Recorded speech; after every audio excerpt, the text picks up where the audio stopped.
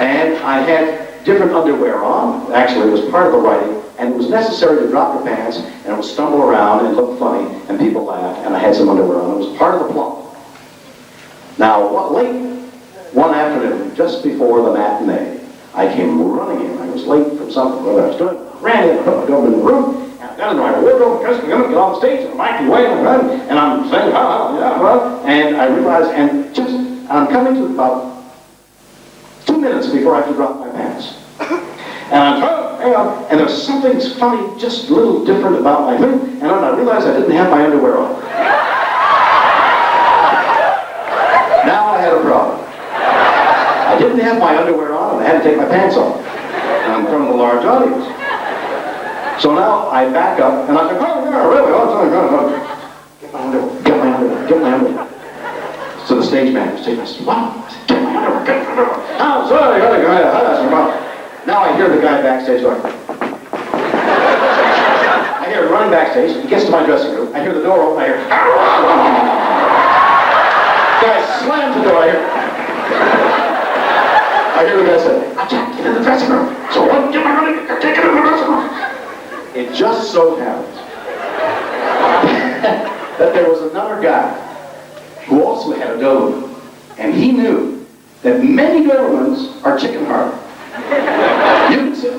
You understand, the way to handle a charging Doberman as he's leaping through the air at you, you grab him by the tongue, and they quit every time.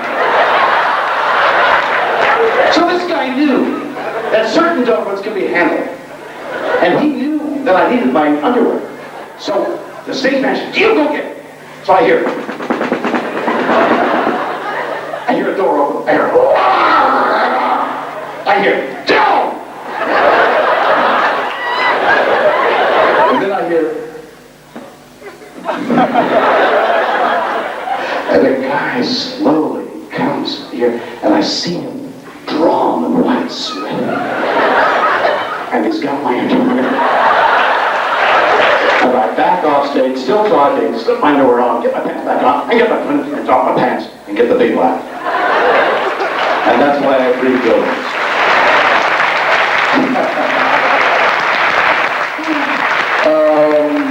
Hang on a second. You with the program. The main thing I want to know about Star Trek 5. Yes. Are there any space battles? Are there any space battle scenes? Yes or no? Well, yes there is. No, there isn't big battle scenes. But yes there is. But yes there is lots of action. Okay. And yesterday, or the day before, today is Saturday, yesterday, we're looking for designers, for costume designers. So somebody came in, a lady came in, and she had a sheaf of drawings, suggested drawings of what she thought the costume should be. And I'm looking through, and I realized she hasn't read the script. Because she's drawn things there that have nothing to do with anything. I said, you read the script? She said, of course. I said, well, this thing here, he should be such and such. I don't want to tell you what it is. She says, oh, of course. I was going to do that. And what was your question? I just suddenly got, that lady was so dumb. What was your question? The battle scenes. So. I just got overwhelmed with how dumb that lady was. I lost my train of thought. How could she have been so dumb? She didn't read the script. So there are no battle scenes, but I had to make a decision as to what these people look like. I know what the people look like. And what they look like is they're dirty. They sweat. And there's dirt in their fingernails. The guns really fire. And no more pretty stuff. It's all like men in battle and stuff like that. And so the spaceships are down and dirty too. How's that? That's what I want. Yes, you, young lady. We were at San Diego last weekend, and we work at the San Diego Zoo, and we'd like to present you with a shirt from CREST, which is the Center of Reproduction of Endangered Animals and Species. Let me just repeat what you said. You work at the San Diego Zoo, you'd like to present me a shirt with a lot of animals that are endangered, because I've been doing a lot of work for endangered species. I appreciate it. You know, I've just come back. You're both advancing on it. Thank you very much. I appreciate it. Thank you.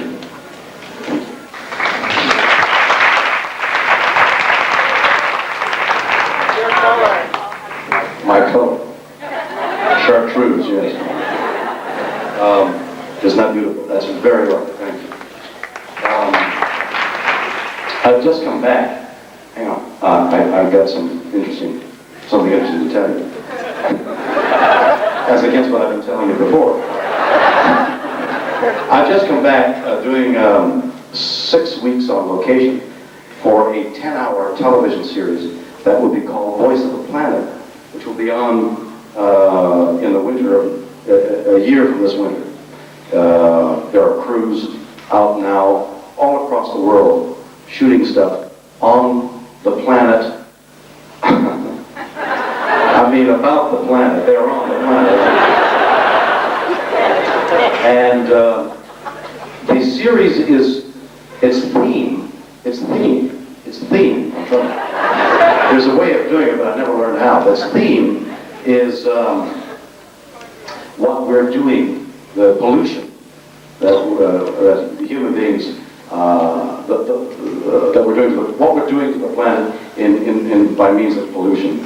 And we've all heard about it, but this 10 hours deals with it in a somewhat unique way. I'm your host every hour, but I'm also performing in it, like I'm an actor in it. I'm a character in this 10 hours who goes to Tibet to write a book on ecology, to research a book on ecology, and there in a monastery finds an old computer that somehow activates itself and says hello and begins to have a conversation with me.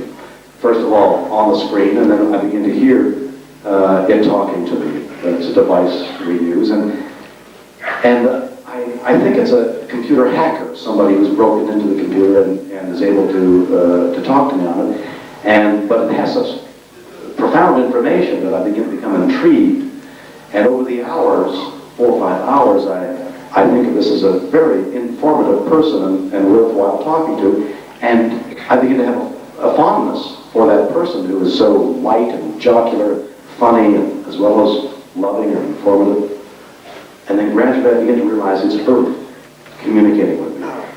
And by that time, I have fallen in love with that entity behind the computer. And the computer, by that time, the entity behind the computer, has fallen in love with me, or all mankind. And it's a love story between man and Earth. The theory being that Gaia, which is the ancient Greek name for Earth, that Gaia, the entire planet, is alive. And we, mankind, are part of all the things that sprang from Earth, and that we are both loved, cherished by Earth, and feared by Earth, because we can, in the very near future, kill her. And we talk about how bad it is. We talk about the optimism that is possible in the window of time we have in which we can set things right by changing our attitudes that the Earth and the world and the land around us is not ours, but we're part of it, and it needs our protection. And that's the focus.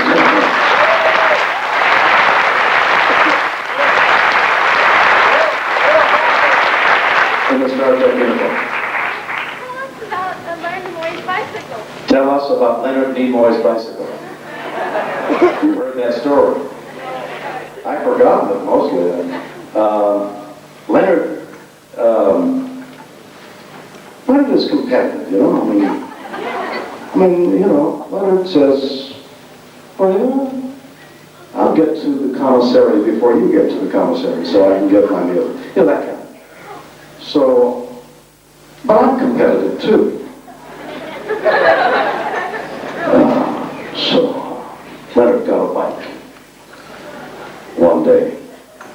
while we were shooting the series. And DeForest and I, they say, "Cut, let's have lunch," and everybody would walk out the door, and then it would run. He'd jump on his bike, he'd pedal his way to the commissary, he'd be there first in line. We who had to walk had to wait. Leonard would be finished, he'd go back to his dressing room, he'd rest. He'd be refreshed that afternoon. We'd be tired. We began to resent this. So I stole his bike.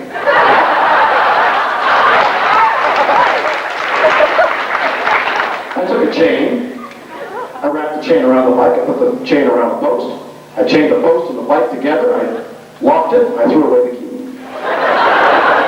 Leonard came running out after one lunch, came running onto his bike, saw the chain, he said, "Who chained my bike?" Oh. He got some bolt cutters, took him a long time, we were in line, we had lunch. I finally got the chain off, it was too late.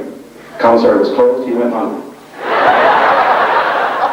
He said, "Look, you may think this is funny." He said, "The answer was not funny. It's my bike, and I want to eat lunch. Next time, please don't do that to me." Hey, brother, come on, peace. Next day, I found the bike. I put the bike up. We flew it. They raise and lower these patterns. I chained the bike to the pattern. I was way up there. Way high over the city. Last place in the world you ever looked for. Cut lunch. Out he runs. No bike. Where's my bike? Oh. I said, "Come on, Bill, it's not funny. I want my bike." I said, "Nerd, you're a grown man. Stop crying. Raise your eyes to the stars, Leonard."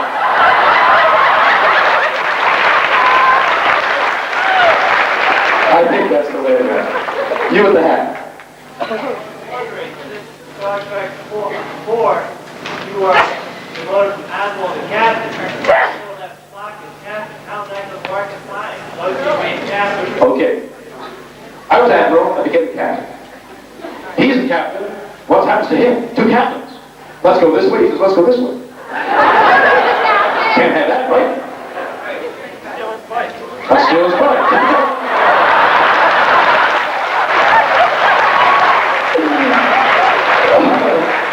I'll tell you, I got so tired of being called Admiral Kirk. You know, for 3 years and all those other years after it was released on Captain Kirk, Captain Kirk. And one day they said, "Well, listen, no, I guess when we came back, somebody said, after 20 years of being gone, we start making these films. You must have been promoted to something. You know? So we're going to make you an admiral." So I thought, well, that's all right. Well, after a while, this Admiral Kirk seemed so foreign to me that when we got to this court-martial thing, somebody, it might have been me, suggested, "Hey, let's go back to captain." So they said, "That's a great idea. We always hated Admiral anyway." So they made me a captain, and we didn't figure on 17 other people who would become captain by that time. So I think I'm going to ignore it. And just pretend it was never there, and I'm captain, and everybody else got demoted at the same time. It happened to me, it happened to you too.